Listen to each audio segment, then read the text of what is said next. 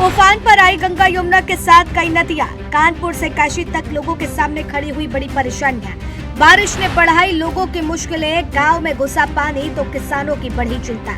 क्या अभी और बढ़ेगा खतरा? कानपुर से प्रयागराज और वाराणसी से बहराइच तक बाढ़ का दिखने लगा असर। घर छोड़ने को लोग हुए मजबूर। 48 घंटे पर टिकी सबकी नजर। राहत और बचाव के लिए सरकार ने झोंकी पूरी ताकत। क्या है जमीनी हालात?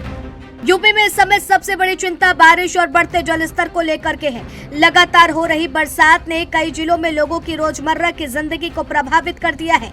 नदियों का पानी तेजी से बढ़ रहा है और उसके साथ लोगों की चिंता भी बढ़ती जा रही है। कई खेत पानी में डूब गए हैं तो कहीं घरों तक पानी पहुंच गया है। कई परिवार ऐसे हैं जो रात भर जागकर नदी के जलस्तर पर नजर रख रहे हैं। लोगों को डर है कि अगर बारिश का यही सिलसिला जारी रहा तो हालात और मुश्किल हो सकते हैं। यही वजह है कि प्रशासन से लेकर के सरकार तक हर स्तर पर तैयारियां तेज कर दी गई हैं और योगी खुद पूरे हालात की निगरानी कर रहे हैं। रिपोर्ट्स की माने तो प्रदेश के कई हिस्सों में लगातार हो रही बारिश ने बाढ़ जैसी स्थिति पैदा कर दी है। कई जिलों में नदियां खतरे के निशान के करीब ऊपर पहुंच चुकी हैं, जबकि कई इलाके में पानी लोगों के घरों और खेतों तक पहुंच गया है। हजारों परिवार प्रभावित हैं और किसानों को अपनी फसलों की चिंता सता रही है, जिसकी तस्वीरें आप भी देख सकते हैं। लोग बहुत तकलीफ उठा रहे हैं, खाने पीने के लिए भी दिक्कत हो रही है। ये कोई पत्तू चुगली की बदमाशी है, कोई पत्तू चुगला की बदमाशी है।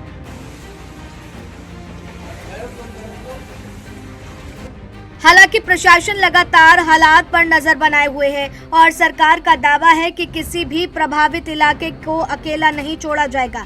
अगर प्रयागराज की बात करें तो यहाँ हालात सबसे ज्यादा चिंता बढ़ाने वाले दिखाई दे रहे हैं। गंगा और यमुना नदियों का जलस्तर लगातार बढ़ रहा है। संगम क्षेत्र के आसपास रहने वाले लोगों की मुश्किलें बढ़ गई हैं। कई निचले इलाकों में पानी भर चुका है और लोग जरूरी सामान लेकर के सुरक्षित स्थानों की तरफ जाने लगे हैं। कुछ जगहों पर घरों के भीतर तक पानी पहुंच गया है। उधर वाराणसी में गंगा का बढ़ता जलस्तर चर्चा का विषय बना हुआ है।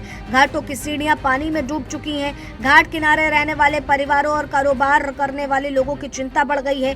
कई धार्मिक स्थलों के आसपास भी पानी पहुंच गया है।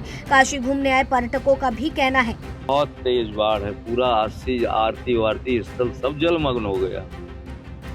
तो क्या लग रहा है, जिस तरह से बढ़ रहा है तो काफी ऐसे मतलब अगर ऐसे ही गंगा बढ़ती रही तो यहाँ तो काफी खतरा हो जाएगा।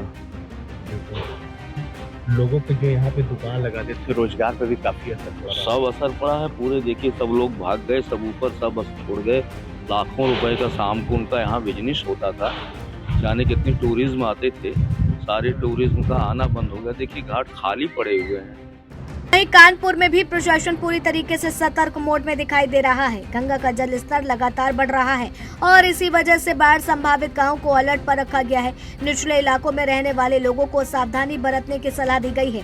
पुलिस प्रशासन और राहत टीमें लगातार निगरानी कर रही हैं। घाटों पर अतिरिक्त सुरक्षा बढ़ा दी गई है ताकि कोई व्यक्ति जोखिम वाले इलाके तक ना पहुँच सके। कई स्थानों पर नावों को और बचाव दलों को पहले से तैयार रखा गया है ताकि जरूरत पड़ने पर तुरंत कार्रवाई की जा सके।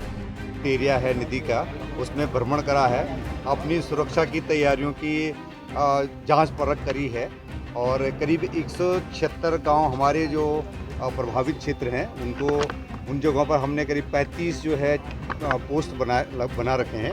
एनडीआरएफ की 36 सदस्यीय एक टीम, हमारी जो है फ्लड कंपनी की एक पूरी कंपनी और 100 जो है हमने डिजास्टर के जो गोताखोर हैं ट्रेन उनको, और हमारे होम गार्ड्स के कुछ लड़के ट्रेन है, पुलिस सिविल पुलिस के कुछ लड़कों को ट्रेन है, उनको डिप्लॉय करा गया है।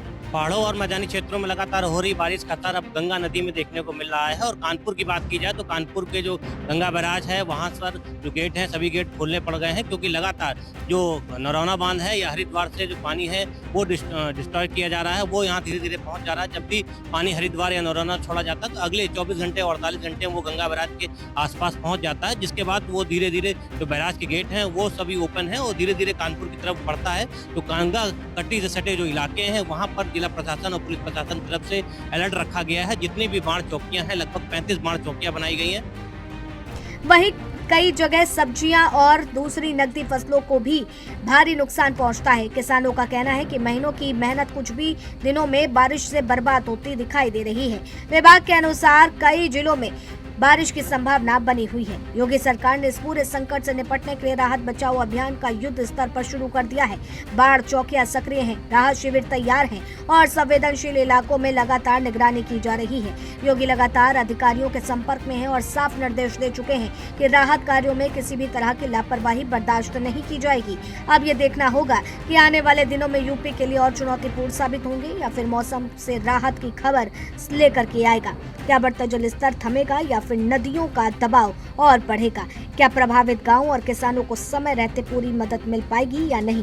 क्योंकि अगले कुछ घंटे और अगले कुछ दिन बेहद अहम माने जा रहे हैं, क्योंकि यही तय करेंगे कि लोगों को राहत मिलेगी या फिर और बाढ़ का ये संकट अभी और लंबा चलने वाला है।